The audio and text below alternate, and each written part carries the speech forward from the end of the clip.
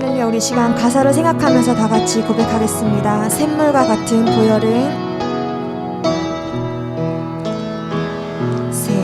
샘물과 같은 보혈은 임마누엘 피로다. 이 샘의 죄를 씻으면 정하게 되겠네. 정하게 되겠네. 정하게 되겠네. 이 샘의 죄를 씻으면 정하게 되겠네. 다시 한번 고백하겠습니다. 샘물과 같은 보혈은 임마누엘 피로다. 이 샘의 죄를 씻으면 정하게 되겠네. 아멘. 정하게 되겠네. 정하게 되겠네. 이 샘의 죄를 씻으면 이 샘의 죄를 씻으면 정하게 되겠네. 저 도적 회개하고서 이 샘에 씻었네. 저 도적 같은 이 몸도 죄 씻기 원하네. 아멘. 죄 씻기 원하네. 죄 씻기 원하네. 죄 씻기 원하네. 저도 저 같은 이 몸도 죄 씻기 원하네. 다시 한번 고백하겠습니다. 저 도적 회개하고서 도적 회개하 이 샘에 씻었네. 이 샘에 씻었네. 아멘. 저도 적 같은 이 몸도 죄 씻기 원하네. 죄 씻기 원하네. 죄 씻기 원하네. 저도 적 같은 이 몸도 죄 씻기 원하네. 아멘. 속함을 얻은 배 영생을 얻겠네. 영생을 얻겠네. 샘소 뜻하는 피건새. 샘소 뜻하는 피건새 한없이 또다. 아멘. 한없이 또다. 한없이 또다. 샘소 뜻하는 샘소 뜻하는 곳에 한없이 또다 날 정케 하신 날 정케 하신 그 사랑하셨네 그 사랑하셨네 아멘 살 동안 받는 사랑을 늘 찬송하겠네 늘 찬송하겠네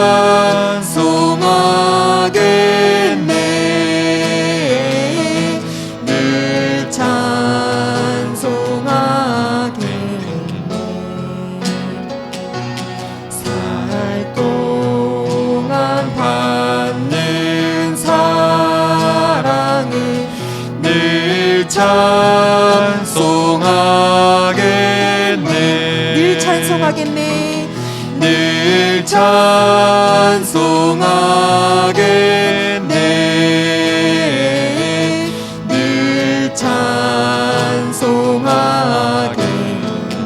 살 동안 받는 사랑을 살 동안 받는 사랑을 늘 찬송하겠네 이후에 천국 올라가 이후에 천국 올라가 더 좋은 노래로 날 구속하시는 은혜를 늘 찬송하겠네 아멘 늘 찬송하겠네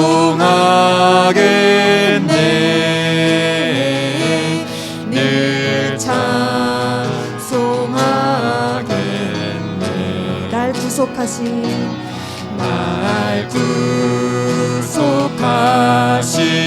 은혜를 늘 다시 한번 고백하겠습니다. 늘 찬송하겠네 늘 찬송하겠네 늘 찬송하겠네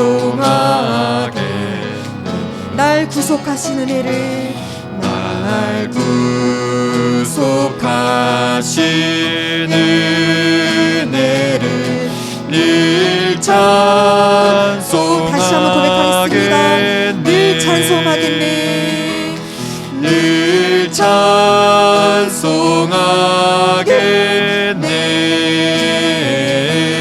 늘 찬송하겠네 날 구속하신 은혜를 날 구속하신 은혜를 늘 찬송하겠네 아멘 시간 박수 치면서 다 같이 찬양하겠습니다 죄짐에 눌린 사람은 죄짐에 눌린 사람은 다 주께 나오라 주 말씀 의지할 때에 곧 평안 얻으리 아멘 의지하세 의지하세 주 의지하세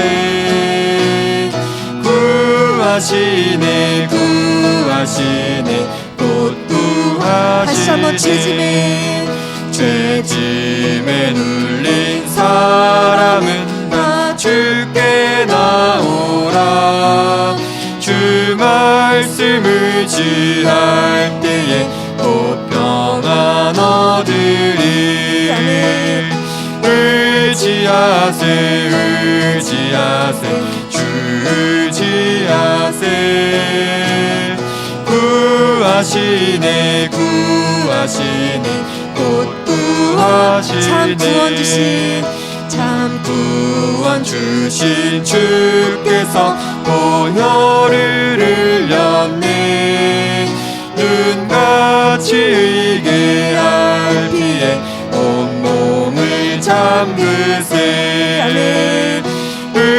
의지하세 의지하세 주 의지하세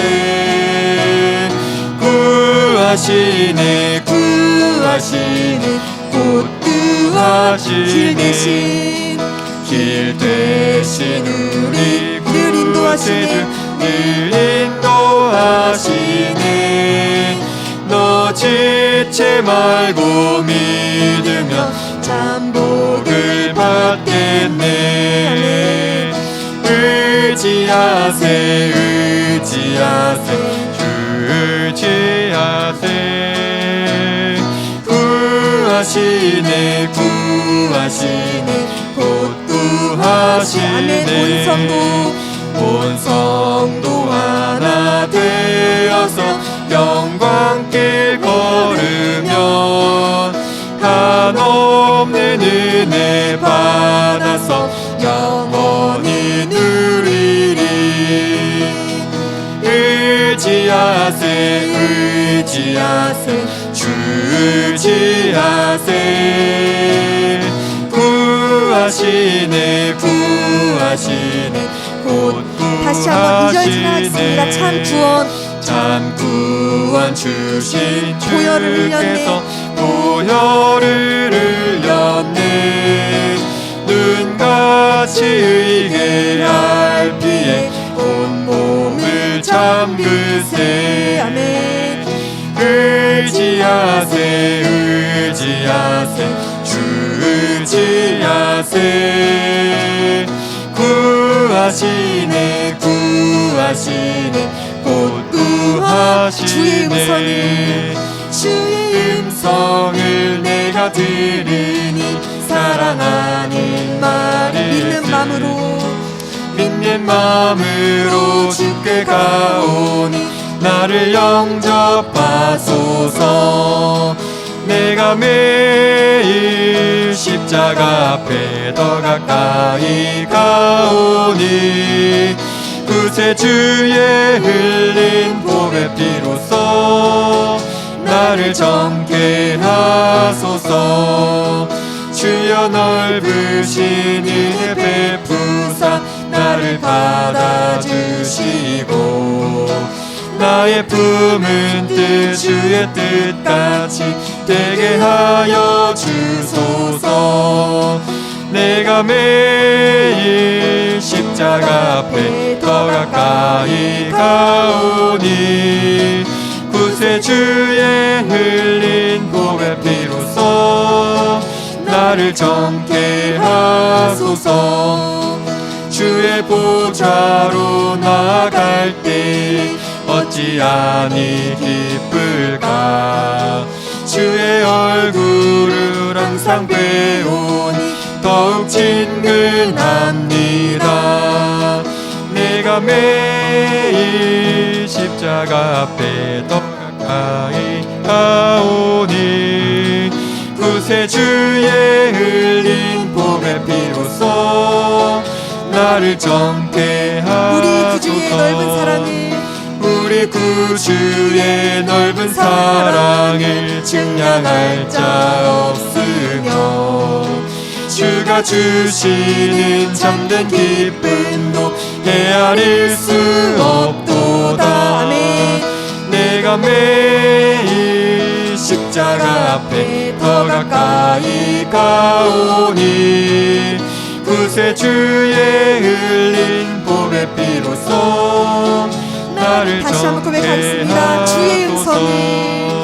주의 음성을 내가 들으니 사랑하는 말일세 믿는 마음으로 주께 가오니 나를 영접하소서 내가 매일 십자가 앞에 더 가까이 가오니 구세주의 흘린 보배 피로써 나를 정케 하소서 우리 구주의 넓은 사랑을 증량할 자 없으며 주가 주시는 참된 기쁨도 헤아릴 수 없도다 내가 내가 매일 십자가 앞에 더 가까이 가오니 구세주의 흘린 보배 피로써 나를 정케 내가 매일 십자가 하소서. 앞에 내가 매일 십자가 앞에 더 가까이 가오니 구세주의 흘린 보배 피로써 나를 정케 하소서. 내가 매일 십자가 앞에 더 가까이 가오니 구세주의 흘린 보배 피로써 나를 정케 다시 한번 고백하겠습니다. 하소서. 내가 매일 십자가 앞에 더 가까이 가오니 구세주의 흘린 보배 피로써 나를 정케 하소서. 아멘. 이 시간 믿음으로 사도신경 고백하겠습니다.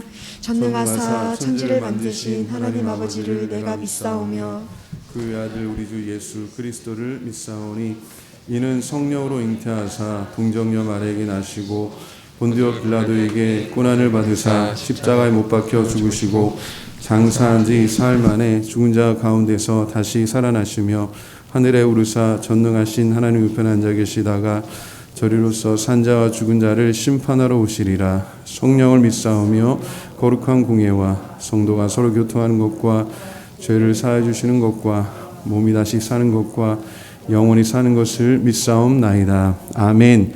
할렐루야. 사랑과 은혜가 많으신 하나님 감사합니다. 오늘도 예배할 수 있도록 생명 주시고 성령께서 이 자리에 우리 모두를 이끌어 주시고 인도해 주심을 감사합니다. 우리가 어느 곳에 있든지 주님의 은혜로 예배하는 것을 믿사오니 성령님 도우시고 인도하여 주셔서 오직 하나님께는 영광이요 우리 모든 성도들에게는 은혜와 기쁨과 소망되는 예배되도록 주님 축복하여 주시옵소서. 예수님의 이름으로 기도합니다. 아멘. 할렐루야. 하나님께서 여러분 사랑하셔서 부르신 줄로 믿습니다. 오늘 함께 은혜 받으실 말씀 먼저 읽습니다. 구약성경 열왕기하 5장이 되겠습니다. 8절로 14절까지 읽도록 하겠습니다. 구약성경 568쪽이 되겠습니다. 찬양은 주께와 엎드려 하고 495장 내 영혼이 은총이고 같이 좀 준비해 주시길 바랍니다. 자, 구약성경 568쪽 열왕기하 5장이 되겠습니다. 8절부터 14절까지 말씀입니다. 구약성경 568쪽이 되겠습니다. 열왕기하 5장 8절부터 14절까지 우리 찾으셨으면 한 목소리로 읽도록 하겠습니다. 하나님의 사람 엘리사가 이스라엘 왕이 자기의 옷을 찢었다 함을 듣고 왕에게 보내 이르되 왕이 어찌하여 옷을 찢었나이까 그 사람을 내게로 오게 하소서. 그가 이스라엘 중에 선지자가 있는 줄을 알리이다 하니라. 나아만이 이에 말들과 병거들을 거느리고 이르러 엘리사의 집 문에 서니 엘리사가 사자를 그에게 보내 이르되 너는 가서 요단강에 몸을 7번 씻으라. 내 살이 회복되어 깨끗하리라 하는지라. 나아만이 노하여 물러가며 이르되 내 생각에는 그가 내게로 나와 서서 그의 하나님 여호와의 이름을 부르고 그의 손을 그 부위 위에 흔들어 나병을 고칠까 하였도다. 다메섹 강 아바나와 바르발은 이스라엘 모든 강물보다 낫지 아니하냐. 내가 거기서 몸을 씻으면 깨끗하게 되지 아니하랴 하고 몸을 돌려 분노하여 떠나니 그의 종들이 나와서 말하 이르되 내 아버지여 선지자가 당신에게 큰 일을 행하라 말하였다면 행하지 아니하였으리이까. 하물며 당신에게 이르기를 씻어 깨끗하게 하라 함이리이까 하니 나아만이 이에 내려가서 하나님의 사람의 말대로 요단강에 7번 물을 잠그니 살같이 회복되어 깨끗하게 되었더라. 아멘. 예. 찬양하고 같이 말씀을 위해서 기도하겠습니다. 예. 주께 엎드려 먼저 찬양하겠습니다.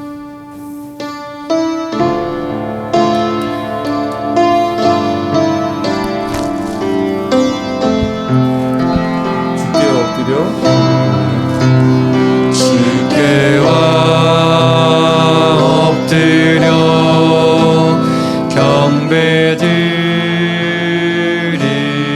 경배드립니다.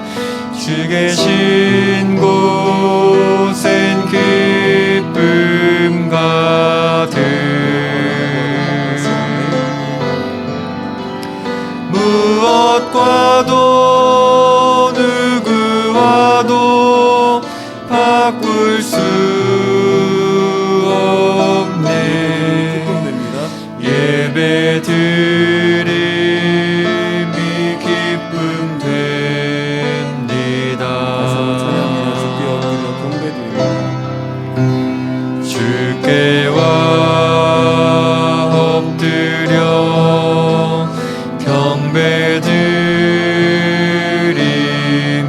경배드립니다. 주 계신 곳엔 기쁨 가득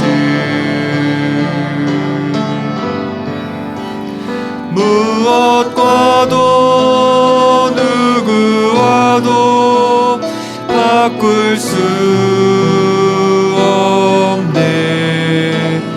예배 드림이 기쁨 됩니다.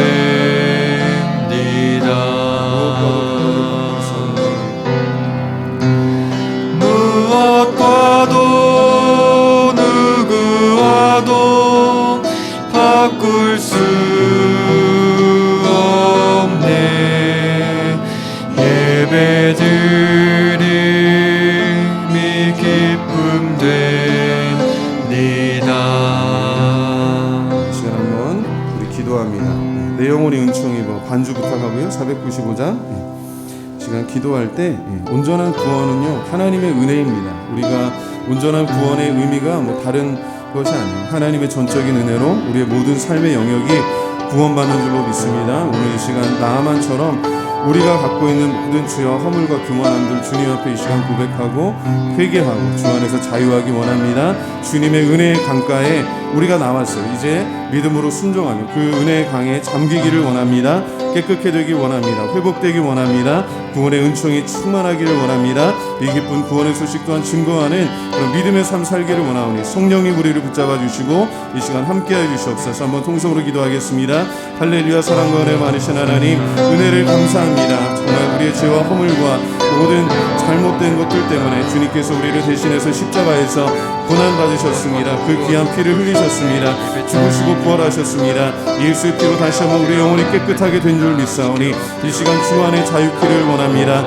수고하고 무거운 짐진 자들아 다 내게로 오라. 내가 너희를 쉬게 하리라. 주님의 약속의 말씀을 믿고 이 시간 주님의 은혜 가운데 나아갑니다. 주님의 은혜의 보좌로 나아갑니다. 성령님 이 시간 이끄시고 인도하여 주셔서 우리의 모든 죄를 벗어버리고 우리의 모든 허물들을 벗어버리고 우리의 모든 쓴뿌리들을 주님 앞에 다 내어버리고 주님의 은혜로 충만케 될 수 있도록 주여 도와주시기를 원합니다. 주님의 은혜의 보좌에서 흘러넘치는 생수의 강가에 우리 영혼이 잠기기를 원합니다. 우리의 삶이 온전히 잠기기를 원합니다. 주님 깨끗게 되기를 원합니다. 새롭게 되기를 원합니다. 성령께서 함께하여 주시옵소서. 이 시간 주님 우리를 사랑하셔서 부르셨사오니 한 영혼도 거저하지 않게 하여 주시고 오직 주님의 은혜로 충만케 되기를 원합니다. 성령 하나님 이끄셔서 우리의 모든 작은 죄악 하나라도 기억나게 하여 주시고 주님께 회개하게 하여 주시고 주님의 피로 깨끗게 자유함을 얻는 그런 은혜의 시간 되게 하여 주시옵소서. 우리의 영육간에 구원받는 온전한 구원이 이루어질 수 있도록 성령님 함께하여 주시옵소서. 이 시간 예배하기 원합니다. 성령님 우리 가운데 함께하여 주시옵소서. 주님을 기쁘시게 하는 그런 믿음의 종들로 주님 다시 한번 세워주시옵소서. 이 땅에 정말 예배하는 주의 종들을 축복하여 주시옵소서. 예수의 피로 다시 한번 깨끗게 하시고 주의 성령으로 충만케 하여 주셔서 주님 날마다 주의 거룩함을 힘입고 주의 능력을 힘입고 나아갈 수 있도록 성령님 함께하여 주시옵소서. 주님 동행하여 주시옵소서. 내 영혼이 은총 입어 주 내진 걷고 보니 슬픔 많은 이 세상도 천국으로 가도다.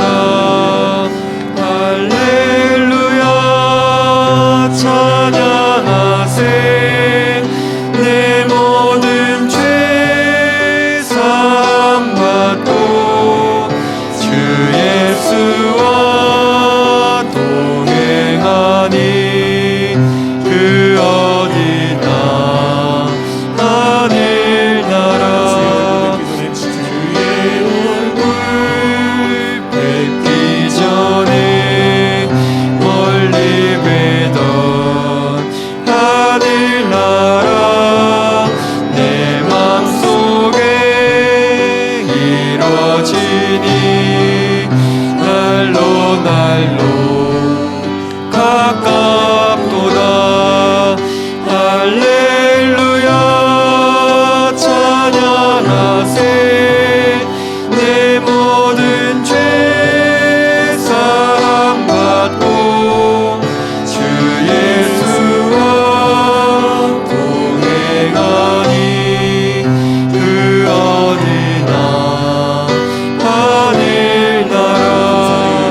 높은 산이 거친 들이 조막이나 궁궐이나 내 주 예수 모신 곳이 그 어디나 하늘나라. 할렐루야 찬양하세. 내 모든 죄 사함받고 주 예수와 동행하니 그 어디나 하늘나라. 할렐루야 찬양하세. 내 모든 죄 사함받고 주 예수와 동행하니 그 어디나 하늘나라.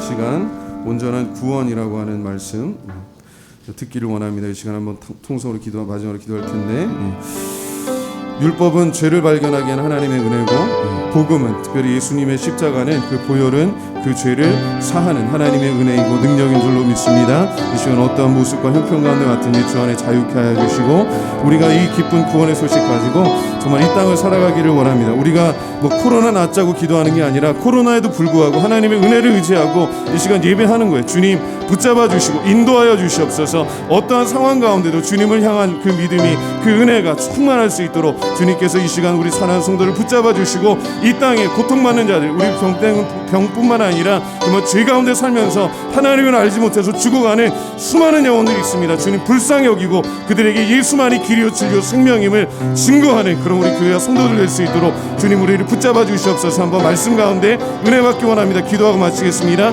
하나님 감사합니다. 성령님 이 시간 우리 가운데 함께 하셔서 주의 말씀이 성명되기 원합니다. 은혜 되기 원합니다. 정말 죄 가운데 살면서 하나님을 알지 못해서 정말 죽기를 두려워하는, 정말 일생의 죄의 종노릇하며 주님 마귀의 장난감 노릇하는 수많은 영혼들이 있습니다. 이 시간 예수의 피로 그들을 구원하여 주시옵소서.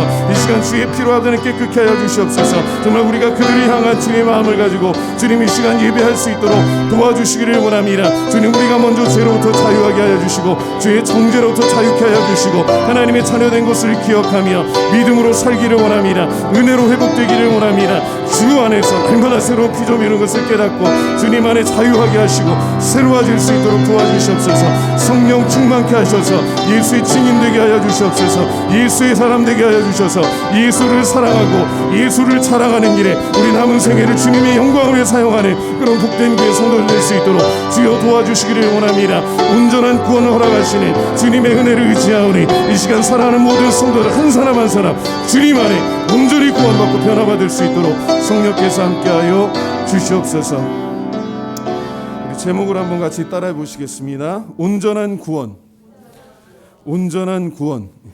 예, 우리 옆에 있는 분들에게 하나님, 우리 한번 인사합니다. 하나님께서 우리를 온전하게 구원하십니다.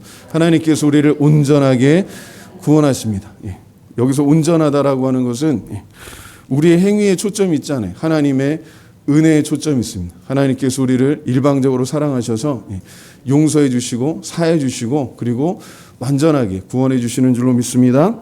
본문에 등장하는 나아만이라고 하는 사람은요, 우리 5장 1절에 보면 이렇게 표현하고 있습니다. 자, 열왕기하 5장 1절의 말씀 같이 한번 읽어볼까요? 시작. 아람 왕의 군대 장관 나아만은 그의 주인 앞에서 크고 존귀한 자니 이는 여호와께서 전에 그에게 아람을 구원하게 하셨음이라. 그는 큰 용사이나 나병 환자더라. 자, 나아만은요, 첫 번째로 아람이라고 하는 나라. 오늘로 치면 이제 뭐 이란, 이라크 그 지역에 있었던 예전에 그 시리아라고 하는 나라입니다. 그 나라의 군대 장관인데 좀 이해하기 쉽게 말씀드리면 인민무력부장 같은 그런 사람이에요. 북한의 인민무력부장. 우리로 치자면 이스라엘 입장에서는 절대로 좋아할 수 없는 사람이에요. 왜? 수시로 이스라엘을 괴롭히고 침략하고 사람들을 이렇게 붙잡아가고 했기 때문에 그렇습니다. 그런 아람 군대 장관인 이 나아만에게 그래도 하나님께서 은혜를 베푸셨어요. 그래서 그 나라를 위해서 어쨌든 그는 유능한 군인이었습니다. 유능한 군인이었고 용맹한 그런 장군이었기 때문에 아람 왕의 신임을 얻는 사람이었고 그 조국 아람을 위해서 열심히 이렇게 군생활을 한 결과로 나라를 구하는 그런 큰 공을 세웠어요. 아마 그 나라에서는 이순신 같은 그런 역할을 했던 것 같아요. 그런데 이스라엘 입장에서 보면은 원수 같은 사람입니다. 자, 그걸 알 수 있는 힌트가 있는데 2절에 보면 이런 이야기가 있습니다. 2절 3절 한번 같이 읽어볼까요? 시작. 전에 아람 사람이 떼를 지어 나가서 이스라엘 땅에서 어린 소녀 하나를 사로잡음에 그가 나아만의 아내에게 수종 들더니 그의 여주인에게 이르되 우리 주인이 사마리아에 계신 선지자 앞에 계셨으면 좋겠나이다. 그가 그 나병을 고치리다 하는지라. 자, 여기 보면 2절에 보면 아람 사람이 이스라엘을 침략한 겁니다. 그리고 그 중에 어린 소녀 하나를 이렇게 포로로 잡아왔어요. 그리고 그 소녀를 이 나아만 장군의 부인의 시종드는 그런 여종으로 쉽게 말해서 노예로 삼습니다. 근데 놀라운 것은 그 노예가 되었던 이스라엘 소녀가 그 주인에게 하는 이야기. 나아만 장군이 우리 이스라엘에 있는 선지자, 여기서 이야기하는 선지자 엘리사 선지자를 이야기합니다. 그에게 간다면 하나님께서 그를 치료해 주실 텐데라고 하는 이야기를 합니다. 근데 놀라운 것은 또 그 이야기를 듣고요. 어지간하면 어린애, 그것도 적국에서 끌려온 노예 소녀의 말을 듣고 야, 정말 네 말이 맞다 이렇게 얘기하기가 쉽지 않을 겁니다. 근데 그것도 하나님께서 은혜 주셨겠죠. 그리고 평소에 이 아이가 아마 성실하게 또 신실하게 그렇게 생활했던 것을 아마 지켜봤을 수도 있습니다. 어쨌든 그 이야기를 들은 나아만의 아내가 나아만 장군한테 얘기합니다. 이러이러해서 이 아이가 얘기하는 걸 보니까 이스라엘에는 당신의 나병을 고칠 수 있는 그런 선지자가 있답니다. 가서 한번 기도받고 오시죠. 뭐 그런 이제 얘기를 했겠죠. 그랬더니 또 나아만이 그 얘기를 듣고 그것도 하나님의 은혜로 저는 생각합니다. 감동을 받습니다. 그 말을 믿는 거예요. 아, 그래? 그리고 자기 왕한테 가서 이야기합니다. 우리 집에 있는 아이가 이렇게 얘기하는 걸 보니까 이스라엘에 있는 선지자에게 가면 제가 갖고 있는 이 질병, 여기서 뭐 나병이라고 이렇게 표현됐습니다만은 뭐 악질 피부병이라고 할 수 있어요. 그 피부병을 뜻하는 그 나병을 뜻하는 히브리어가 여러 가지 의미를 갖습니다. 그래서 어쨌든 그 당시에 의료 기술로는 고칠 수 없는 그런 악성 피부 질환을 앓고 있는데 그 질병을 고칠 수 있다고 하니까 저에게 그 이스라엘을 방문할 수 있도록 이렇게 공문을 하나 보내주시면 좋겠습니다. 그래가지고 또 왕이 그 말을 듣더니 아람 왕이 자기가 제일 신임하는 장군이잖아요. 국방력이 어쨌든 강해야지 또 이렇게 외국하고 이렇게 상대하기가 좋으니까 뭐 나아만 장군을 또 신임하는 것도 있었겠죠. 그래서 아람 왕이 또 편지를 써줍니다. 이스라엘 왕한테 이러이러해서 나아만 장군을 보내니까 이스라엘 왕께서 이 나아만 장군을 좀 고쳐주십시오라고 이렇게 편지를 보냅니다. 문제는 자, 지금 이 나아만 장군의 부인, 그 다음에 나아만 장군, 이 순서를 보시면 그래요. 이스라엘 소녀가 이야기하죠. 그 이야기를 들었던 사람들, 나아만 장군의 아내와 나아만 장군과 그리고 나아만 장군의 그 이야기를 듣고 편지를 써줬던 아람 왕은 오히려 믿음이 있어요.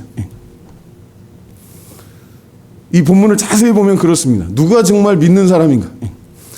근데 정말 하나님께서 사랑하시고 하나님께서 세우시고 하나님께서 돌보시는 이스라엘 사람, 그 중에서도 이스라엘 대표하는 왕은 오히려 믿음이 없었어요. 그 문서를 보고서요, 자기 옷을 찢습니다. 옷을 찢을 때는 이거는 회개와 분노를 뜻하는 그런 이중적인 의미가 있는데, 어쨌든 그가 그 아람 왕의 편지를 읽고 나서 믿음으로 반응한 게 아니라 정치적으로 해석을 합니다. 야, 내가 하나님도 아닌데, 그 이스라엘 왕이 하는 얘기, 나는 하나님도 아닌데 내가 어떻게 고치냐. 이거는 분명히 아람 왕이 이 핑계를 가지고 이걸 핑계 삼아 가지고 우리를 괴롭히려고 하는 그런 정치적인 술수다. 그래갖고 고민에 빠집니다. 근데 그 소문을 듣고 엘리사가 왕에게 사람을 보내죠. 왜 옷을 찢고 그러십니까? 그 사람을 나에게 보내십시오. 이스라엘에 하나님의 선지자가 있는 줄 알게 될 겁니다. 그렇게 이야기합니다. 그거는 엘리사가 교만한 게 아니에요. 엘리사와 함께 하셨던 하나님, 엘리사를 통해서 이스라엘을 구원하셨던 그 하나님의 은혜와 능력을 의지하기 때문인 줄로 믿습니다. 그 엘리사에게 함께 하셨던 그 하나님이 오늘 동일하게 우리와 함께 하시는 줄로 믿습니다. 그리고 엘리사에게는 하나님이었지만 우리에게는 하나님 아버지가 되시는 줄로 또한 믿습니다. 그래서 참 감사한 일이에요. 그 동일하신 능력의 하나님께서 오늘 이 자리에 저와 여러분과 함께 하시는 줄로 또한 믿습니다. 그래서 나아만 장군이 그 이야기를 듣고 이제 엘리사 선지자의 집으로 갑니다. 근데 여기 엘리사 선지자의 집으로 가는 모습을 표현한 게 지금 본문의 이야기예요. 자, 보시면 우리 9절의 말씀 한번 봅니다. 9절 한번 읽어볼까요? 시작. 나아만이 이에 말들과 병거들을 거느리고 이르러 엘리사의 집 문에 서니. 자, 여러분 보통 국가에서 이렇게 최정상들 이렇게 모임 가질 때, 그죠? 예를 들어서 우리나라의 어떤 미국 대통령이 온다거나 우리나라 대통령께서 미국을 방문한다거나 그런 행사들을 할 때 보면 그 외국 정상들이 우리나라를 방문했을 때, 또 우리나라 대통령께서 외국을 방문했을 때 최상급의 그런 의전을 갖추는 걸 봅니다. 근데 거기서 빠지지 않는 게 뭐예요? 국군 의장대, 어느 나라나 군대에서 최고의 엘리트들, 제일 키 크고 잘생기고 진짜 막 이렇게 폼나게 이렇게 유니폼 입은 그런 군인들을 잘 훈련시켜가지고 그 국군 의장대에서 뽑은 그런 사람들을 이렇게 에스코트를 하죠. 그 나라의 국방력을 보여주는 겁니다. 우리나라 국방부에도 그런 의전을 담당하는 군인들이 있어요. 그런 것처럼 외국을 방문하는 아람의 군대 장관이니까 나름 또 폼나게 이렇게 하고 가는 거예요. 최고의 그런 갑옷을 입고, 제일 멋진 갑옷을 입고, 그 다음에 최종의 그 경호원들, 군인들을 데리고, 그리고 삐까번쩍한 그런 병거를 타고 말을 타고 그렇게 엘리사의 집으로 갑니다. 멀리서 봤을 때 막 번쩍번쩍 하겠죠. 그죠? 막 투구가 빛나고, 그 다음에 갑옷도 막 번쩍번쩍하고, 그리고 전쟁터에서 수많은 사람들을 죽이고, 그리고 승리로 이끌었던 그 칼을 탁 이렇게 멋있게 차고, 그러고 갈 겁니다. 그리고 말도 이렇게 탁 타고 가면서 아주 진짜 멀리서 봤을 때 누가 봐도 보무도 당당하고 아주 위풍당당한 그런 장군의 모습으로 엘리사 집까지 왔어요. 그런데 엘리사가 나오지도 않아요. 나와서 쳐다보지도 않아요. 여러분 생각해 보세요. 지금 목구멍, 그 냉면이 목구멍으로 넘어갑니까? 그런 사람이 여러분 집 앞에 와서 서 있다 생각해 보세요. 나 나와서 고쳐주라고 하고 있는데 나가보지도 않는 거예요. 오히려 종언시켜가지고 이야기합니다. 야, 너 가가지고 요단강에서 7번 씻어. 여러분 이게 얼마나 모욕적이었을 것 같아요. 나아만 장군한테. 당장에 그 군대를 가지고 아마 그 엘리사 그냥 죽이고 싶은 마음이 있을 수도 있어요. 능히 그러고도 남을 능력이 있었을 겁니다. 얼마나 화가 났으면 자기 부하들한테 이야기, 야, 우리 아람에, 우리나라에 이런 요단강 같은 그런 물이 없어서 내가 여기 와서 이런 수모를 당하냐. 너무 화가 나가지고 다시 자기 군사들이 이끌고 돌아가려고 해요. 자, 여기서 우리가 볼 수 있는 게 뭐냐? 인간의 보편적인 죄성입니다. 자, 흔히 우리 감독님께서 말씀하시죠.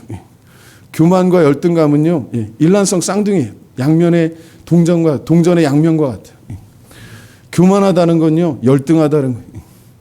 근데 여기서 왜 나하만이 화가 났을까? 여러분 잘 생각해 보세요.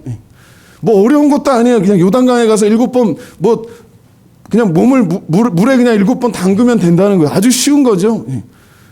어떻게 보면은 뭐 진짜 그 뭐 병거를 타고 물구나무 서고 막 몇 바퀴 돌아라 그렇게 해도 지금 할 판인데, 그 부하들이 볼 때는 아니 그 쉬운 일도 지금 안 하십니까? 최소한 노력은 해봐야 되지 않겠습니까? 막 설득해가지고 그거보다 더 어려운 일을 시켜도 지금 할 판인데, 그 부를 때 아버지라고 부릅니다. 나하만을 부를 때. 그거는 굉장히 그 애정을 갖고 대한다는 그런 뜻이에요. 그러니까 그 부하들에게 사랑받는 장군도 비록 화는 났지만 그 얘기를 들으니까 그래 뭐 속는 셈 치고 지금 요단강에 들어갑니다. 요단강에 들어가서 7번 몸을 그 물에 담가요. 근데 놀라운 일이 일어납니다. 왜 7번인가에 대해서는 뭐 해석의 여지가 많지만 흔히 7번은 특히 구약에서 하나님의 완전한 숫자를 뜻합니다. 그리고 7번이라고 하는 데는 제가 볼 때는 뭐 하나님의 특별한 의미가 있으리라고 생각해요. 한 번이 아니라 2번이 아니라 계속해서 7번까지. 이게 정확하게 언제 나하만의 몸이 완전히 나았는지는 기록되어 있지 않지만 아마 7번 몸을 물에 잠그고 나서 그 다음에 완전해졌을 거라고 저는 생각해요. 6번까지는 변화가 없으니까 어떻게 보면 믿음은 굉장히 단순한데 순종하는 건데요. 나하만이 첫 번째로 순종하지 않았어요. 순종하지 않은 이유는 자기가 잘났다고 생각한 게 있고, 그리고 또 한 가지는 그 이면에는 그 교만함 뒤에는 열등감이 있어요. 저는 여기에 아주 핵심적인 그 부분이 있다고 생각해요. 왜 나하만이 화가 났을까요? 왜 화가 났을까요? 잘 생각해 보세요. 자기가 입고 있는 갑옷, 그죠? 뭐 투구도 썼을 거고, 어디 번쩍번쩍하는 거, 그죠? 일부러 광을 내고 그랬을 텐데, 그 갑옷도 있고, 그 다음에 막 칼도 이렇게 차고, 뭐 뒤에 무기들도 이렇게 촥 하고 이렇게 왔을 텐데, 자기가 요단강에 들어가려면 어떻게 해야 돼요? 그걸 다 벗어버려요. 다 벗어버리는 게 문제가 아니라 어떻게 보면 보여주고 싶지 않은 자기 그 피부가 썩어가는, 전쟁터에서는 정말 무슨 전쟁의 신이라고 불릴 정도로 그런 용맹한 장군이고, 그리고 국가에서 자기 그 부하들에게 존경받는, 아버지라고 일컬을 정도로 존경받고 사랑받는 그런 장군이지만, 용맹한 군인이지만 그의 몸이 썩어서 죽어가고 있다라고 하는 그 사실을 보여주기가 싫었던 것 같아요. 능히 그랬으리라고 생각합니다. 그의 자존심과 자존감이 다르다고 그러더라고요. 자존심은 자기 중심이고, 자존감은 우리 특별히 믿음 안에서 보자면 주님 안에서 나를 새롭게 발견하는 거예요. 그러니까 자존감이 있는 사람은 열등감이 없어요. 왜? 내 건강한 자존감, 자기에 대한 자아상을 갖고 있는 사람은요, 내가 하나님의 그리스도인의 자존감이 제일 중요한데 뭐냐면, 첫 번째가 하나님의 창조물이라는 뜻이에요. 하나님께서 나를 하나님의 형상대로 창조하셨다는 그런 은혜가 있어요. 두 번째로 예수 믿고 구원받은 사람은 예수의 피로, 그 하나님의 아들의 그 생명으로 나를 구원하셨다라고 하는 그런 감격이 있어요. 그러니까 그 자아상이 건강할 수밖에 없는 거죠. 근데 하나님을 알지 못하는 사람들은요, 죄송합니다, 교만하면 그게 이면에 열등감이 있다는 표시인데 그걸 드러내고 싶지 않은 거예요. 사실은 그래서 화가 났겠죠. 그냥 몰래 들어와가지고 여기서 좀 목욕하고 뭐 그러면 뭐 그렇게 했겠죠. 근데 지금 나만이 뭐라고 이야기해요. 저는 이 본문을 가지고 설교할 때마다 항상 저를 생각하고 인간의 죄성을 생각하는 구절이 있는데 그게 이겁니다. 자, 우리 11절 한번 같이 읽어봅니다. 11절 시작. 나하만이 노하여 물러가며 이르되 내 생각에는 그가 내게로 나와서서 그의 하나님 여호와의 이름을 부르고 그의 손을 그 부위 위에 흔들어 나병을 고칠까 하였도다. 자, 한번 따라해 보시겠습니다. 내 생각에는. 이게 죄의 핵심이에요. 아담과 하와가 왜 하나님의 말씀에 전적으로 순종하지 않았어요? 뱀의 그 속삭임에 넘어간 이유가요, 물론 뱀이 유혹한 것도 있겠지만 사실은 가장 근본적인 그 원인은 내 안에 있어요. 내 생각에는. 하와가 먼저 유혹을 당하죠. 아담도 유혹을 당하죠. 똑같은 거예요. 하와가 먼저 유혹을 당했으니까 뭐 여자가 더 죄인이다. 그렇지 않아요. 절대 그렇지 않아요.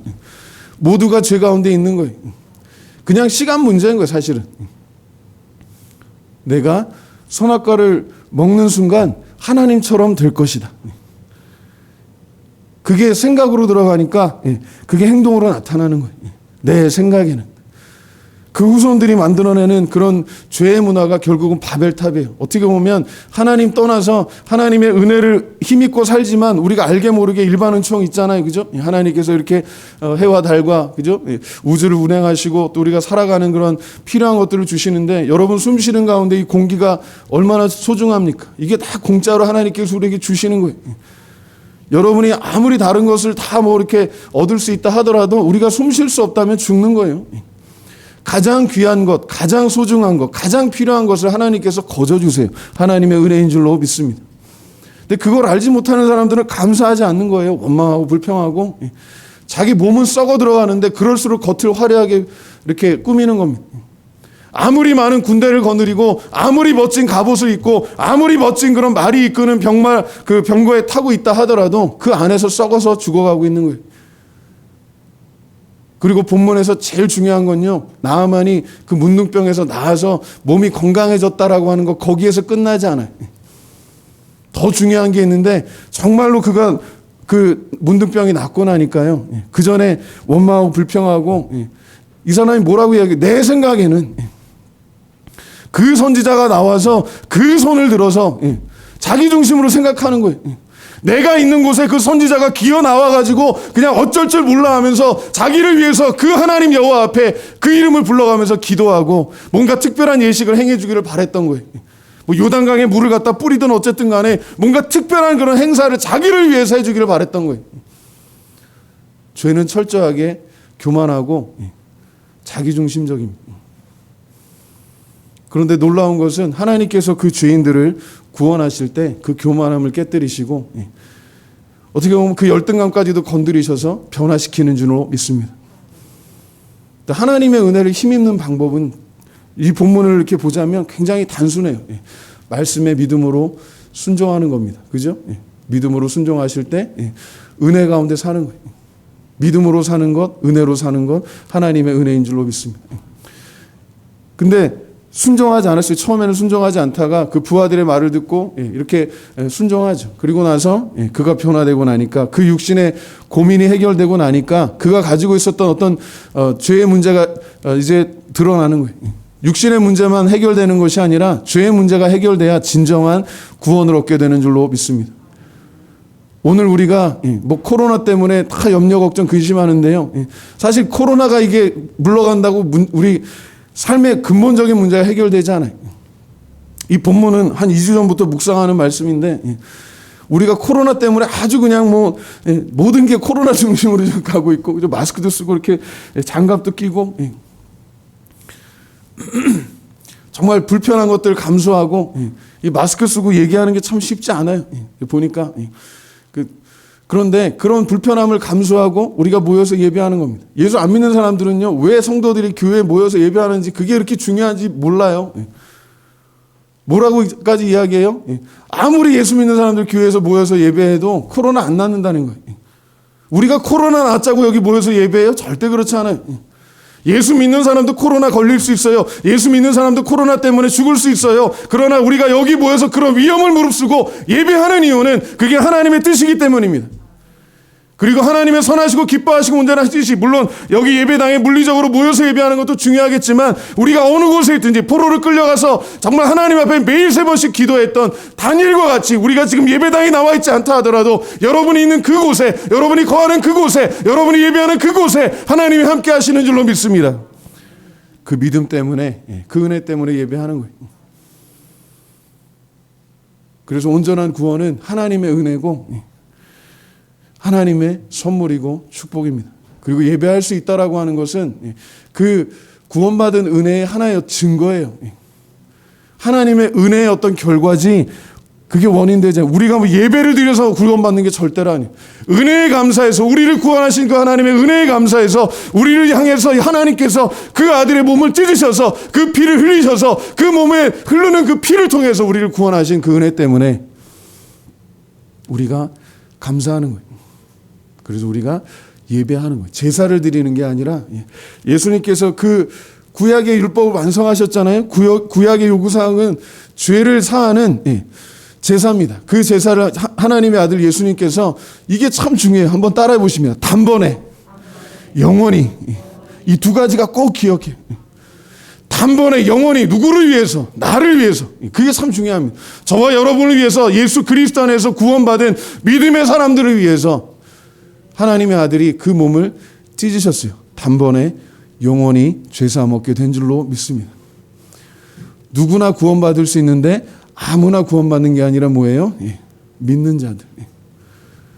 공부 많이 한 사람들, 신학교에서 박사학위 받은 사람들, 뭐 교회에서 어려서부터 훈련받은 사람들이 구원받는 게 아니라, 물론 거기도 포함될 수 있지만 그게 조건이 되지 않아요.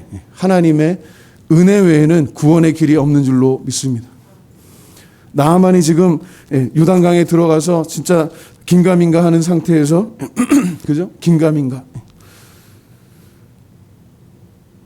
그냥 속는 셈 치고 요단강에 들어가서 몸을 잠궜을 때 정말 놀랍게도 그 몸이 회복됐어요. 그냥 병이 치료된 정도가 아니라 뭐라 그랬어요?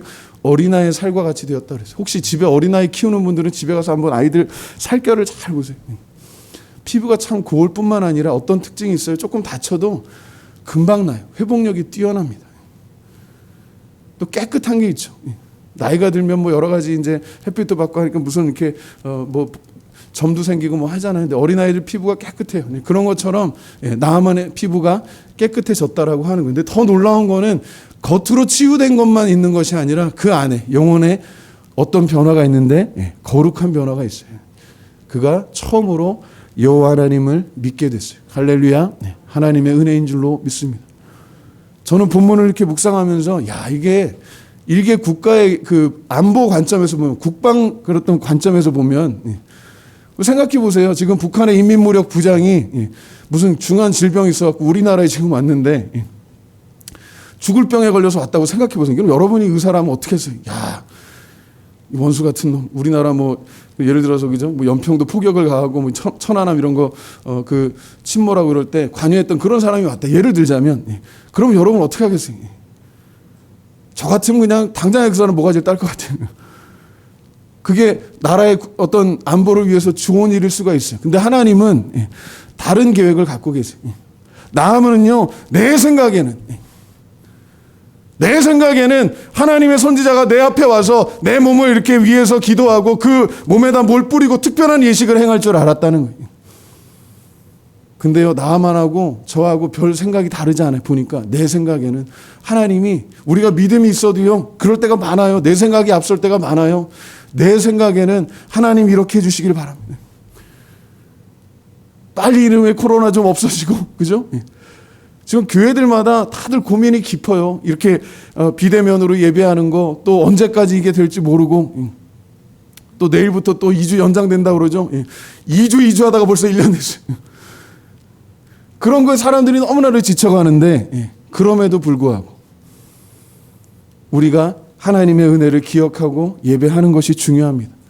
그게 비대면이든 대면이든 온라인이든 오프라인이든 하나님의 은혜를 기억하고 그 자리에서 하나님을 예배하는 것이 참 중요해요.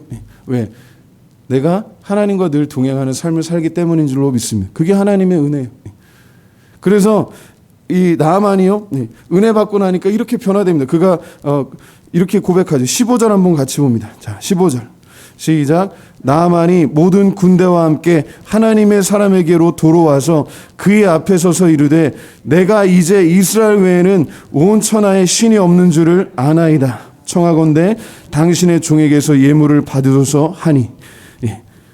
그런데 여기서 고백하는 내용을 잘 보시면요, 그 전에 굉장히 자기 생각이 앞서고 자기중심적이었던 나아만이요, 그 병이 나은 걸 통해 가지고 정말 하나님의 은혜를 경험하죠. 그리고 살아계신 하나님은 여호와 하나님밖에 없다라고 하는 것을 고백합니다. 아람에도 자기 나라 그 섬기는 신들이 있어요. 그 중에서 대표 중에 림몬이라고 하는 신인데, 여기 뒤에 보면 그 림몬이라고 나오죠. 18절에 보면 그 림몬의 신당에 그 왕이 가서 거기서 우상 숭배할 때 자기 국방장관, 자기 오른팔 나아만을 데리고 거기 가서 꼭 같이 예배를 한다는 거예요. 그게 이 사람에게는 지금 남아있는 숙제입니다. 그리고 자기가 가져온 그 아람에서 가져온 귀한 예물, 금과 은과 또 좋은 옷들 이런 것들을 엘리사에게 주고 싶어해요. 당연히 그러겠죠. 자기 목숨을 구해줬는데 얼마나 감사하겠습니까? 자기가 가져온 거 뭐 자기 재량껏 다 드릴 수 있는 거니까 얼마든지 드리죠. 원하면 더 갖다 줄 수도 있을 겁니다. 그런데 엘리사가 뭐라고 이야기해요? 그게 참 중요합니다. 16절에 이렇게 이야기합니다. 16절 같이 한번 읽습니다. 시작. 이르되 내가 섬기는 여호와께서 살아계심을 두고 맹세하노니 내가 그 앞에서 받지 아니하리라 하였더라. 나아만이 받으라고 강건하되 그가 거절하니라. 자, 이게 무슨 의미예요? 하나님의 은혜는 돈으로 살 수 없다는 거예요. 그리고 은혜 받은 사람은요, 그 정도 대가를 바라고 그렇게 하지 않는다는 거예요. 왜? 자기가 거저 받았기 때문에 거저 주는 거예요. 하나님의 은혜는 가장 귀하고 가장 값진데 우리 입장에서, 받는 우리 입장에서 보면 가장 아름답게 주시는 귀한 선물인 줄로 믿습니다. 선물과 뇌물의 차이를 구별하는 법 아시죠? 선물은 뭐예요? 뭔가 상대방에게 바라는 것 없이 주는 게 선물입니다. 뇌물은 뭐예요? 나중에 뭔가 바라는 게 있으면 그게 뇌물이에요. 하나님은 우리에게 뇌물 주시는 분이 아니라 우리에게 선물 주시는 분이에요. 그 선물의 선자가 뭐예요? 선한 설자예요. 선한 마음을 가지고, 사랑하는 마음을 가지고 우리에게 아낌없이 그리고 조건 없이 주시는 게 하나님의 은혜이고, 가장 큰 선물이 그 아들 예수 그리스도인 줄로 믿습니다. 오늘 이 이야기가 나하만 장군의 이야기, 뭐 엘리사 선지자의 어떤 능력 그런 거에 있지 않아요. 여기에 핵심은요, 변함없는, 지금 그때나 지금이나 변함없는 하나님의 긍휼과 은혜와 사랑에 대한 이야기입니다. 하나님께서 우리를 사랑하셔서 값없이 그의 아들을, 그의 피를 우리를 위해서 흘리셨어요. 그 귀한 몸을 찢으셨어요. 그 생명을 주셨어요.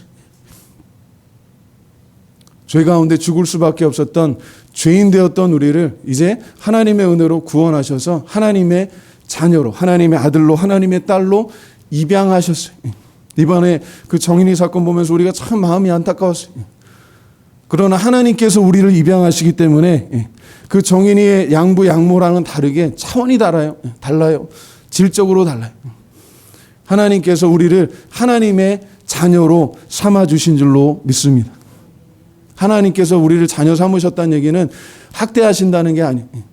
우리 췌장이 끊어지도록 발로 짓밟고 갈비뼈가 몇 개씩 부러지도록 그렇게 학대하시는 하나님이 아니세요. 오히려 그렇게 상처받은 것을 치료해 주시고 회복해 주시고 하나님의 건강한 자녀로 자랄 수 있도록 우리에게 은혜와 능력을 부어주시는 줄로 믿습니다. 예수님의 제자들을 잘 보세요. 12명의 제자들, 초창기에 예수님께서 왜 그런 사람들을 골랐을까?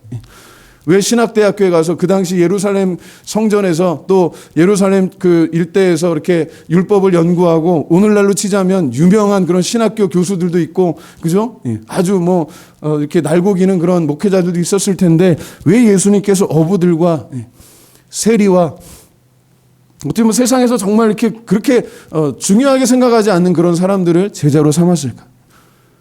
하나님의 능력은요, 어떤 타이틀에 있지 않아요. 나아만이 자기 번쩍번쩍하는 갑옷을 입고 자기가 자랑하는 그런 군대를 이끌고, 그리고 자기가 특별하게 뽑은 그런 말들, 준비한 그런 말과 병거를 타고 이렇게 왔다 하더라도 하나님 보시기엔요, 그게 다 쓰레기인 거예요. 왜? 가장 중심을 보시는 하나님. 그 안에 썩어 있는 육체와 그거보다 더 중요한 그 안에 썩어 있는 영혼을 보시는 하나님. 그 하나님의 영혼의 엑스레이 앞에 이 나아만이 노출되는 거예요. 구원의 첫 번째 단계는요, 제가 볼 때 물론 그게 하나님의 어떤 섭리 가운데 단계가 꼭 순서대로 있는 건 아니지만 하나의 증거가 있다면 회개입니다. 회개와 후회는 절대적으로 달라요. 제가 이 말씀을 묵상하면서 늘 생각하는 것 중에 하나가 가룟 유다하고 베드로예요. 가룟 유다하고 베드로는요, 어떤 행위를 봤을 때 그들이 했던 그런 어떤 일들을 봤을 때는요, 그냥 객관적으로 볼 때는 똑같아요. 오히려 베드로가 더 나빠요. 그렇죠?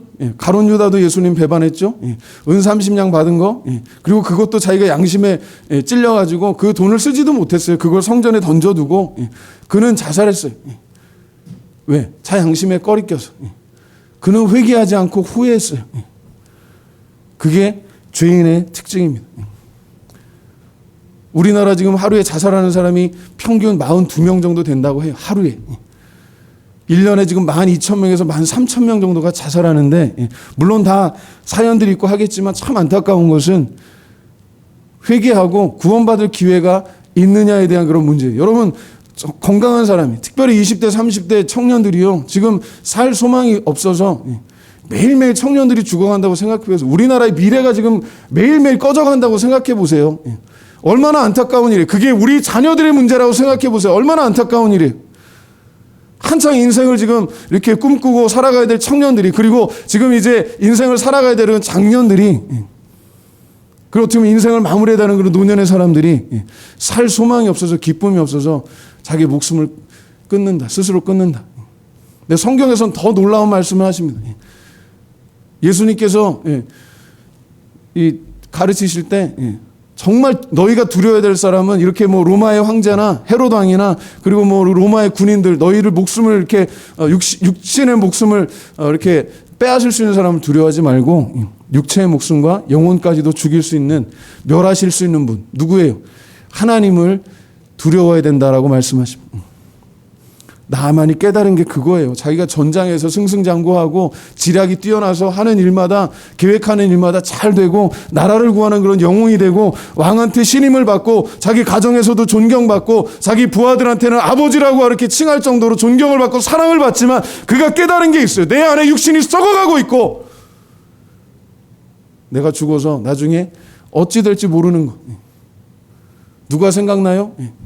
사도 바울과 실라가 감옥에 갇혀서 두드려 맞고 거기서 피 흘리면서 하나님을 찬양할 때 그 감옥을 지키고 있었던 간수가 생각나요. 그가 지진이 나고 그리고 모든 것이 이렇게 문이 열리고 죄수들이 다 탈옥했을 거라고 생각하고 자결하려고 칼을 뽑았을 때 사도 바울이 그를 말리죠. 우리 여기 있으니까 당신 죽지 말라. 그리고 나서 그가 감옥에 뛰어들어가서 했던 첫 번째 질문이 뭐예요? 선생들이여, 내가 어떻게 구원을 얻습니까? 사도 바울의 대답이 뭡니까? 지금도 동일한 하나님의 은혜입니다. 주 예수를 믿으라. 그리하면 너와 네 집이 구원을 얻으리라. 하나님의 은혜인 줄로 믿습니다. 우리가 믿을 수 있다면 하나님의 은혜예요. 그 믿음도 하나님의 은혜고 구원받는 것도 하나님의 은혜고, 그리고 우리가 구원받았다고 그래서 구원파처럼 한 번 구원받으면 영원히 구원받은, 거기까지는 맞아요. 그러나 영원히 구원받으면 하나님께서 우리를 그대로 두지 않아요. 그게 회개와 후회의 차이가 거기에 있어요. 후회하는 사람은 그냥 자기 의를 드러내다가 죽고 말지만, 회개하는 사람은 하나님의 의를 덧입기 때문에 염치불구하고 사는 거예요. 하나님의 은혜를 날마다 새로 힘입는 거예요. 그걸 너무나도 잘 알았던 사도 바울이 고린도후서 5장 17절에, 제가 참 좋아하는 말씀인데, 그런즉 누구든지 그리스도 안에 있으면 뭐라 그랬어요? 새로운 피조물이라. 이전 것은 지나갔으니 보라, 뭐라 그랬어요? 새 것이 되었도다. 우리의 진정한 정체성은요, 우리의 직업에 있지 않아요. 내가 뭐 서울성속의 담임 목사 그런 데 있지 않아요.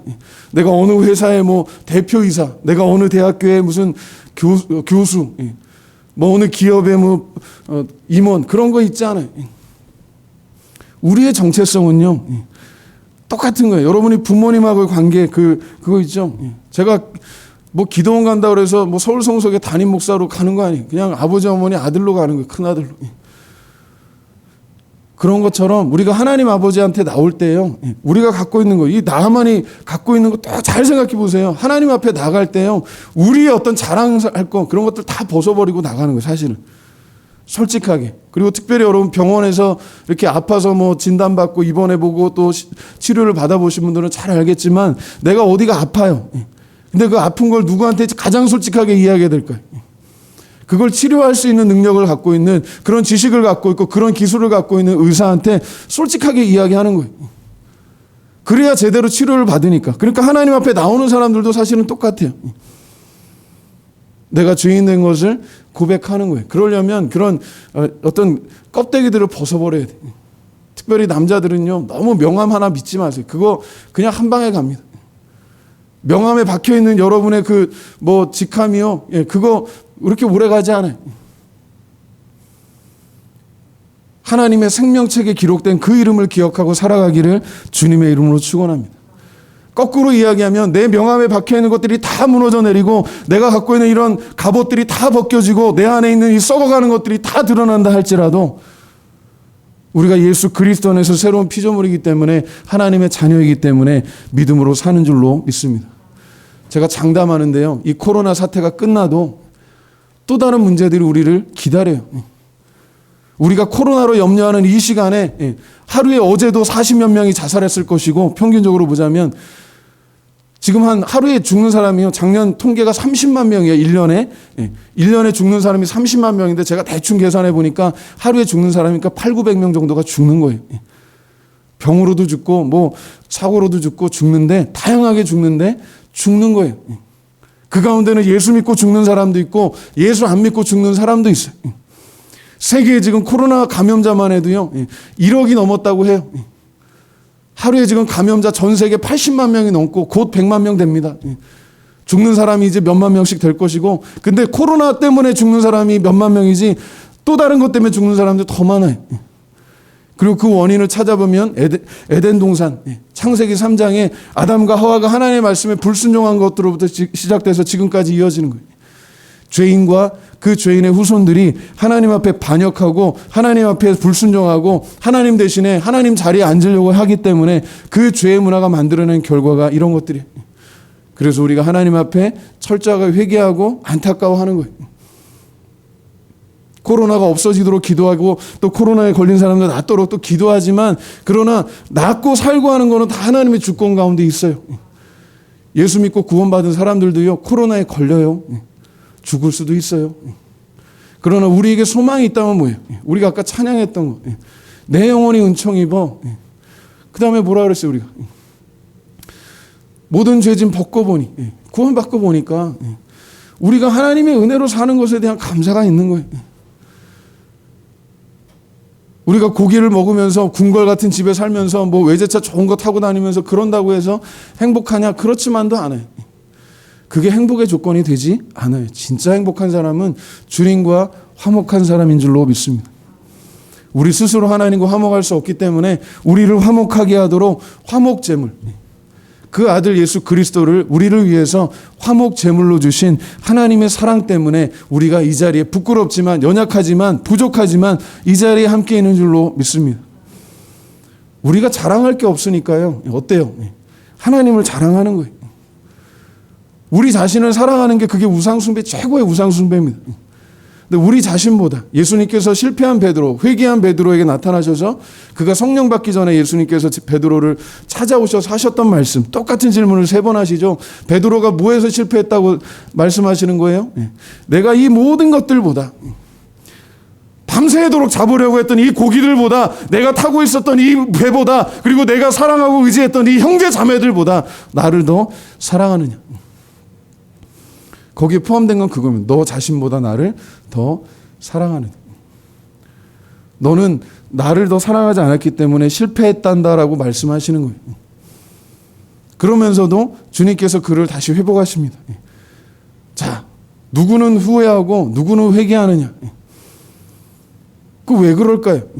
답은요, 그냥 하나님의 은혜예요. 제가 뭐라고 대답할 수는 없는데 적어도 성경에 나와 있는 걸 보자면 왜 지금 엘리사 시대에 얼마나 많은 문둥병자, 피부병자가 있었겠어요. 근데 이스라엘 사람도 아니고 더군다나 적국의 군대 장관이었던 나하만을 하나님께서 긍휼히 여겨서 그를 구원하십니다. 육체만 치료하신 것이 아니라 그 질병만 치료해 주신 것이 아니라 그 영혼을 구원받게 하세요. 그게 온전한 구원의 시작입니다. 아마 국가 안보를 생각했다면 왔을 때 그걸 붙잡아서 죽이는 게 맞겠죠. 근데 하나님의 생각은 달랐어요. 하나님의 계획은 달랐어요. 그를 구원하셔서 그를 사용하시고 그를 통해서 하나님의 영광이 드러나기를 원하셨어요. 오늘 이 자리에 또 이 시간 꼭 서울 성석의 이 예배당에 있지 않더라도 인터넷으로 지금 실시간으로 보시는 분들 어느 곳에 있든지 주님께서 동일한 은혜로 여러분과 함께 하시기를 바랍니다. 내가 있는 곳이 아니라 중요한 게 하나님이 함께 하시는 곳에 내가 있는 거예요. 하나님께서 인도하시고 하나님께서 붙잡아 주시고 하나님께서 끝까지 책임져 주시는 줄로 믿습니다. 그 말은요, 내가 사고를 당하든 병에 걸리든 어떤 정말 어쩔 수 없는 그런 천재지변으로 인해서 육신의 죽음이 있든 간에 하나님께서 우리를 구원하신다라고 하는 거예요. 그리고 우리의 삶의 맨 끝에는 주님과 함께하는 영원한 생명이 있는 줄로 믿습니다. 요한계시록을 보면 그 끝부분에 보면 이런 이야기가 나와요. 하나님의 은혜의 보좌 앞에서 생수강이 흘러넘칩니다. 그게 그 생수가 계속해서 흘러넘치니까 그게 강이 되고 그 강을 따라서 큰 길이 있는데 그 양 길가로 뭐가 있어요? 생명나무가 있어요. 에덴 동산에서 하나님께서 천사들을 통해서 그 불검으로 지키도록 하셨던 생명나무. 그 생명나무가 구원받은 성도들에 의해서 다 이렇게 이제 개방이 돼요. 그게 마지막의 장면입니다. 아직 이루어지지 않았지만 이루어질 줄로 믿습니다. 내 생각에는 그 마음을 갖고 살지 마시고 하나님의 계획이 무엇인가, 하나님의 생각이 무엇인가, 하나님의 말씀을 통해서 보면서 기도하면서 하나님의 뜻을 구하고 그 뜻에 믿음으로 순종하기를 바랍니다. 요 말씀 가지고 이제 말씀 맺을까 해요. 미국의 제 대학원 선배님인 그 박동소 목사님이 계신데 저보다는 연배가 좀 높으세요. 60대 초반 정도 되시는데 그 목사님이 이제 달인 목회를 그만두시고 그 텍사스 달라스 지역에서 병원의 그 채플린이라고 그러죠. 원목 그 거기 병원에 있는 그 환우들을 위해서 이렇게 예배도 드리고 기도도 해주시고 이제 그런 일을 하는 그 원목을 하시는데 그 미국에선 채플린이라고 합니다. 근데 며칠 전에 그 병원에서 이게 연락이 왔어요. 마침 그 목사님이 당직을 서는 날인데 90대 미국 할아버지인데 토마스예요. 우리 목사님 이름이 토마스 팍인데 토마스를 불러달라 그랬다는 거예요. 이분이 이제 곧 돌아가시게 됐어요. 근데 문제는 코로나 감염자라는 거예요. 이 목사님이 전에는 이제 코로나 확진자들 또 이렇게 돌아가시는 분들을 위해서 기도는 해주셨어요. 근데 기도해 주실 때 그 바깥에 있죠. 이렇게 딱 보호된 곳에 밖에서 이렇게 이렇게 들릴 수 있도록 그렇게 기도해 주셨다는 거예요. 근데 이번에는 본인이 직접 그 환자 옆에 들어가야 되는 상황이 된 거예요. 그러면서 그 전화했던 간호사가 얘기하기를 목사님 오셔도 되고 안 오셔도 됩니다. 부담스러우시면. 그럴 정도로 그 상황이 급박한 거예요. 왜? 지금 미국은요, 우리나라는 상상할 수 없을 정도로 코로나 확진자, 그 감염률이 높고 치사율이 높아요. 그러니까 그 자리에 지금 가서 기도한다는 얘기는 뭐냐 하면 목숨 걸고 기도한다는 얘기예요. 이제 막 백신을 맞기 시작하고 했지만 아직 항체가 형성되지 않았기 때문에 지금 자기가 그 코로나 바이러스에 감염돼서 죽을 수 있는 그런 확률에 얼마든지 있음에도 불구하고 거기를 가느냐 마느냐는 전적으로 이 목사님이 결정하는 거예요. 근데 그 간호사의 전화를 받는 순간에 그 목사님이 말씀하시길 그래요. 어떤 성령의 감동이 있었다는 거예요. 내가 함께 갈 테니까 가라. 난생 처음으로요. 그 레벨 4 방호복 있죠. 얼부터 머리도 발끝까지 다 쓰고 우주인처럼 그렇게 쓰고 여기다 이제 그 마스크를 쓰기 때문에 얼굴을 못 알아보잖아요. 미국은 그게 잘 돼 있더라고요. 여기다가 자기 얼굴 사진 이렇게 나와 있는 걸 목에다 걸고 가서 그 할아버지를 위해서 기도해 주는 거예요. 얘기를 들어보니까 그 90대 할아버지는 10여 년 전에 그 할머니가 돌아가셨어요. 먼저 돌아가셨는데 그 돌아가시고 나서 이제 여러 가지 그 병이 도지고 그래가지고 요양원은 전전하시다가 이제 거기까지 오신 거예요. 이제 마지막 돌아가시기 전에 그 가족들하고 같이 지금 그 중환자실에 있는 거예요. 근데 그 목사님의 간증에서 제가 참 은혜가 됐던 건 뭐냐? 그 90대 할아버지가 예수 믿는 사람이 자기가 부인을 사별하고 너무나 사랑했던 부인을 떠났기 때문에 가슴 아프고 자기 육신에 질병이 있어서 이렇게 아팠고 지금은 이제 코로나 바이러스에 감염돼가지고 죽을 상황이 되었지만 그가 오히려 간절히 바라고 소망하는 게 뭐냐? 자기는 죽어서 천국에 가서 주님과 함께하는 것, 그게 소망이라는 거예요. 자기는 죽어서 자기가 사랑했던 부인과 자기가 사랑했던 가족들과 다시 만나는 그날, 내 자녀들도 있지만 언젠가 주님 안에서 다시 만날 것을 소망하면서 천국 가기를 바라더라는 거예요. 기쁘게 자기가 죽을 준비가 되어 있다는 거예요. 가족들도 그런 마음을 다 예수 믿는 사람들이. 제가 그 글을 읽고 울었어요. 야, 이게 예수 믿는 사람의 모습이구나. 우리가 비록 육신은 약하고 육신은 질병에 이렇게 고난받고 그리고 코로나 바이러스에 감염되고 그리고 그 전에 있었던 기저질환 때문에 도저히 살 수 없는 상황이 됐지만 그걸 낫게 해달라고 몸부림치는 게 아니라 하나님을 만나는 그 소망을 가지고 사는 건 내가 죽어도 사는 거예요. 영원히 사는 거예요. 예수 그리스도 안에서 우리에게 주신 그 부활의 소망을 가지고 내가 지금 육신의 생명을 끝나는 것. 그 자녀들도 예수 믿으니까 비록 마음은 아프겠죠. 사랑하는 아버지를 떠나보내야 되는데 그건 뭐 생명 연장하는 거 그런 거 사전에 그렇게 하지 않기로 했어요. 어떤 조치도 하지 않고 다만 통증을 완화하는 그런 진통제만 맞으면서 죽을 날을 기다리는 거예요. 그리고 나서 그렇게 목사님이 기도해 주시고 얼마 있다 돌아가신 거예요. 제가 그 이야기를 들으면서 정말 감동을 받았어요. 눈물이 났어요. 우리가 온전한 구원이 무엇인가? 물론 나아만의 경우처럼 그 질병이 낫고 극적으로 변화되고 그런 것도 있겠지만 예수 믿고 구원받았다라고 하는 것이 꼭 그렇게만 드러나지 않아요. 하나님의 전적인 주권 가운데 우리가 있기 때문에 어떠한 모양으로 살든지 어떠한 모양으로 죽든지 우리가 하나님의 은혜 가운데 있다라고 하는 것을 기억하는 것. 그게 가장 중요하다고 생각합니다. 여러분 예수 안에서 구원받으면 영원히 구원받는 줄로 믿습니다. 은혜로 사는 줄로 믿습니다. 그리고 하나님께서 우리를 그냥 두시는 게 아니라 우리를 거룩하게 변화시키는 그런 과정 속에 있어요. 그걸 성화라고 해요. 거룩해지는 과정이. 구원파와 제대로 된 기독교 정통 기독교가 다른 점이 거기 있어요. 구원파는 구원받으면 끝이라고 하지만 구원받은 것으로 끝나잖아요. 구원은 하나님께서 주시는 전적인 은혜고 구원의 그 과정 속에 우리를 거룩하게 만드시는 하나님의 생각이 하나님의 계획이 있는 줄로 믿습니다. 우리가 죄를 짓기도 하고 다시 돌아가기도 하고 다시 뭐 이렇게 타락하는 것 같아도요. 가장 근본적인 게 로마서 8장에서 사도 바울이 강조하는 게 뭐예요? 그 어떤 것도 그리스도 예수 안에 하나님의 사랑에서 우리를 끊을 자가 없다고 그랬어요. 여러분 그것 때문에 우리가 사는 거예요. 내가 정말 살고 싶지 않은 그런 때가 있어요. 정말 살고 싶지 않은 그런 세상일 수도 있어요. 그렇지만 하나님의 은혜 때문에 우리가 오늘을 견디는 거예요. 오늘을 살아가는 거예요. 정말 내가 도저히 짊어질 수 없는 이런 삶의 무게를 견딜 수 없지만 주님께서 말씀하십니다. 수고하고 무거운 짐진 자들아 다 내게로 오라. 내가 너희를 쉬게 하리라. 그 약속 때문에 오늘 하루를 또 견디는 거예요. 주님 오실 날을 소망하면서 하나님 나에게 주신 사명이 있기 때문에 하나님 나에게 맡겨주신 그런 직분이 있기 때문에 내가 이루어드릴 하나님 앞에 정말 맡겨주신 나의 사명의 십자가가 있기 때문에 그걸 맡아가는 거예요. 누군 뭐 하고 싶고 누군 좋아서 하고 그래 그렇지 않아요. 그냥 하나님의 은혜로 견뎌가는 거예요. 믿음은요 순종하는 거지 어떻게 보면 기쁘고 즐겁기만 한 것은 아니에요. 그럼에도 불구하고 하나님께서 우리에게 은혜 주시고 능력 주시는 줄로 믿습니다. 사도 바울이 감옥에 갇혀서 두드려 맞으면서 온갖 고난을 받으면서 빌립보 교회 성도들에게 자기도 감옥에 갇혀 있으면서 고난받는 교회 성도들에게 뭐라고 이야기합니까? 기뻐하라 기뻐하라 기뻐하라. 주 안에서 기뻐하라. 내게 능력 주시는 자 안에서 내가 모든 것을 할 수 있느니라. 그 문맥이요 고난을 받는 이야기예요. 어려움을 받는 이야기예요. 아까도 공무원 와가지고 뭐 사진 찍고 이렇게 가는데 솔직히 제가 짜증나지만 이거 물병 안 던지고 욕 안 하는 거예요. 하나님의 은혜입니다.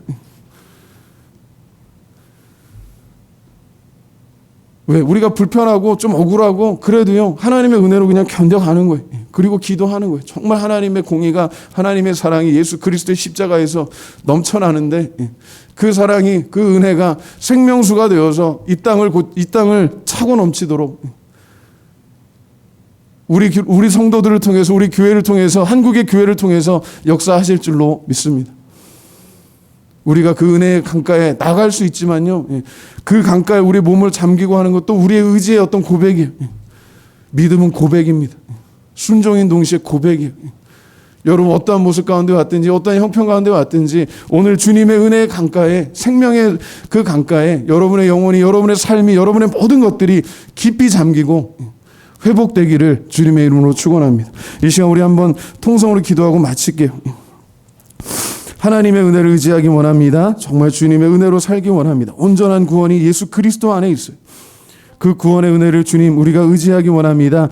경험하기 원합니다. 증거하기 원합니다. 지금 내가 견딜 수 없는 그런 상황 가운데 있을지라도 주님의 은혜의 강가에 나갑니다. 주님의 생명수에 잠기기 원합니다.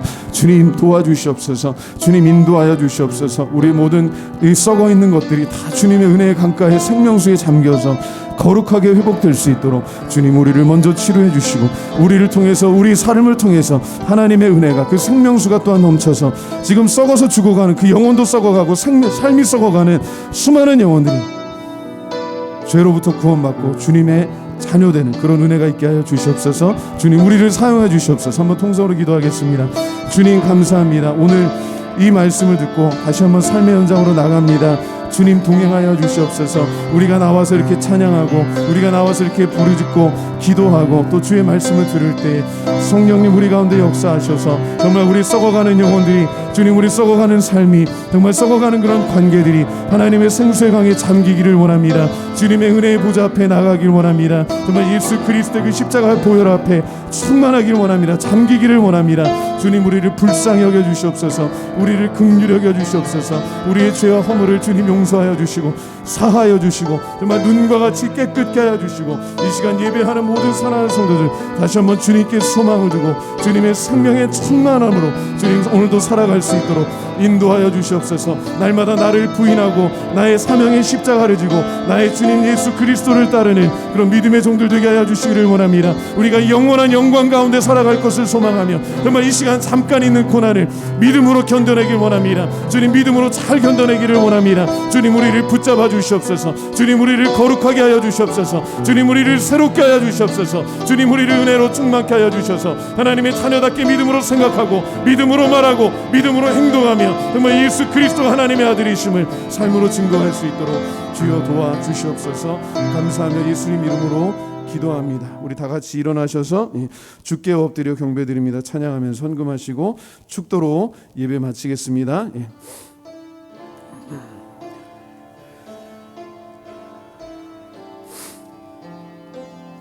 주께 엎드려 경배드립니다. 주께 엎드려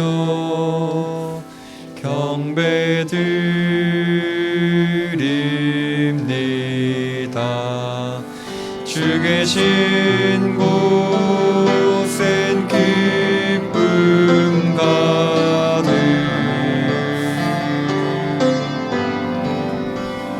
무엇과도 누구와도 바꿀 수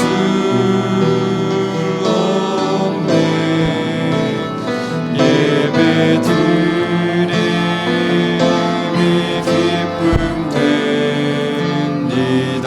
마지막으로 다시 한번 고백합니다. 주께 엎드려 경배드립니다. 주께 엎드려 경배드립니다.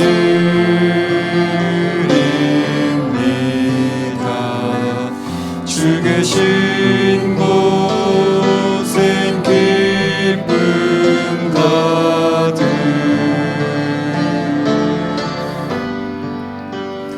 무엇과도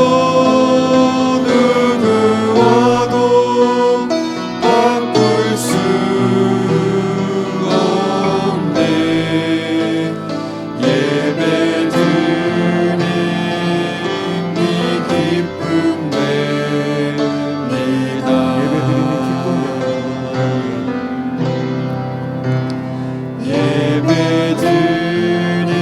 예배드림이 기쁨 됩니다. 기도하시겠습니다. 수고하고 무거운 짐진 자들아 다 내게로 오라. 내가 너희를 쉬게 하리라. 나는 마음이 온유하고 겸손하니 나의 멍에를 메고 내게 배우라. 그리하면 너희 마음이 쉼을 얻으리니 이는 내 멍에는 쉽고 내 짐은 가벼움이라 하시니라. 주님 감사합니다. 우리의 수고하고 무거운 짐들을 주님의 십자가 편으로도 내려놓습니다. 주님의 은혜의 보좌에서 흘러넘치는 그 생수의 강가에 우리의 삶을 다시 한번 잠깁니다. 주님 우리의 썩어가는 육신과 우리의 썩어가는 영혼이 주님의 은혜로 구원받으며 변화받으며 온전해지는 것을 날마다 경험하게 하여 주시옵소서. 오늘도 연약하고 부족한 가운데 주님의 은혜를 정말 소망하며 이 자리에 왔사오니 사랑하는 성도들 어느 곳에 있든지 주님과 늘 동행하며 주의 은혜 가운데 거할 수 있도록 도와주시고 나의 진정한 정체성이 나의 소유와 어떤 업적에 있지 아니하고 내 주 예수 그리스도 안에 있음을 기억하고 주 안에 날마다 새로운 피조물 낫게 믿음으로 은혜로 살아갈 수 있도록 주여 도와주시옵소서. 우리의 부족한 것 연약함에도 불구하고 하나님의 큰 긍휼과 은혜 가운데 살게 하심을 감사합니다.